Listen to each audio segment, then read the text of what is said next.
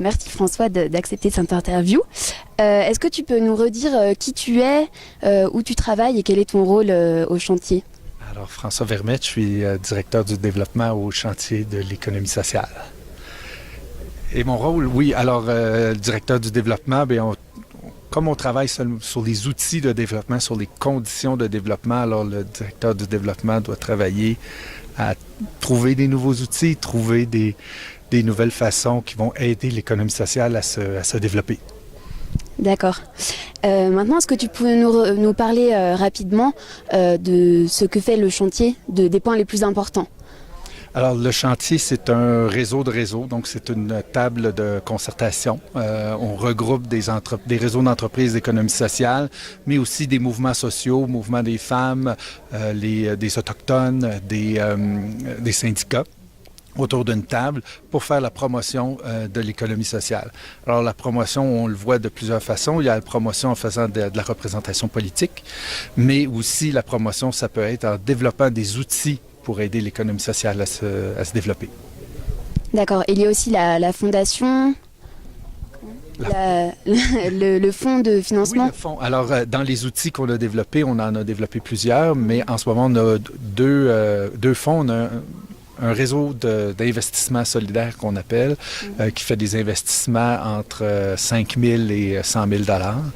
Et on a une fiducie qui, elle, peut faire des investissements de capital patient, donc sans intérêt et sans capital remboursé avant la 15e année. D'accord. Et donc, est-ce que tu peux nous redire aussi quels ont été les principaux facteurs de succès et aussi quels défis restent pour continuer à promouvoir l'économie solidaire? Facteur de succès, je pense que l'esprit communautaire qu'on peut avoir au Québec à cause de notre statut de minoritaire a certainement aidé. On est dans un environnement qui est beaucoup plus individualiste que nous, hein, donc celui de l'Amérique du Nord, différent de nous, mais aussi cette prise de conscience-là.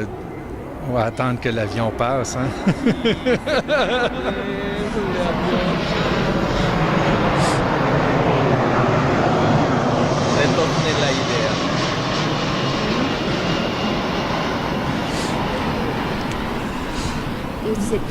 Cette prise de conscience-là part de la base. Donc, les organismes qui étaient autrefois peut-être un peu éparpillés ou dans des réseaux sectoriels qui ont dit, nous aussi, on fait ça, puis on va se regrouper, puis ensemble, on va être plus forts.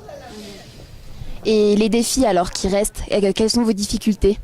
Nos difficultés, il y a toujours le financement, l'argent, toujours l'argent. C'est sûr qu'on cherche toujours d'autres moyens de financement, de pouvoir avoir des prêts avec le moins de conditions possibles, au taux d'intérêt les plus bas. Si on était capable d'avoir des entrées d'argent, nous, à des taux plus faibles, on serait capable de la reprêter à des taux plus faibles, c'est sûr que ça serait beaucoup mieux. Fait que ça reste un défi perpétuel. Mais aussi, dans les conditions de développement, on a des entreprises qui atteignent certains niveaux où là, c'est les marchés publics, donc les marchés que les achats que le gouvernement fait, et ils sont pas vraiment habitués à traiter avec des souvent très petites entreprises. Même ce qui est gros chez nous reste petit pour eux. Alors, il y a toute cette façon qu'on doit arrimer les règles gouvernementales, ou essayer de faire changer les règles gouvernementales pour que l'économie sociale ne soit pas exclue d'emblée seulement parce qu'elle n'est pas capable de répondre parce que c'est trop gros. C'est les défis là, sur lesquels on travaille en ce moment même. Là. Puis le défi peut-être aussi de la commercialisation, celles qui produisent des biens, des services, qu'elles soient capables d'agrandir leur marché, d'aller plus loin. Fait qu'on pense qu'elles devraient relever le défi du marché électronique, par exemple, mais du commerce électronique, mais plusieurs ne sont pas encore capables. Donc, on va essayer de les aider, développer des outils pour qu'elles puissent le faire. D'accord.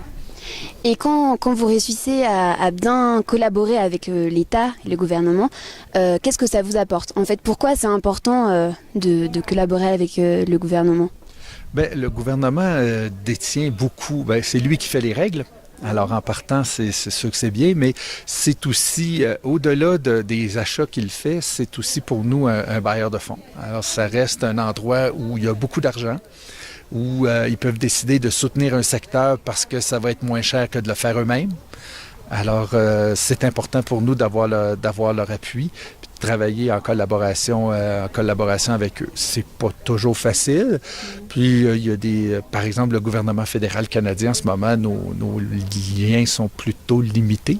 On attend des élections, là.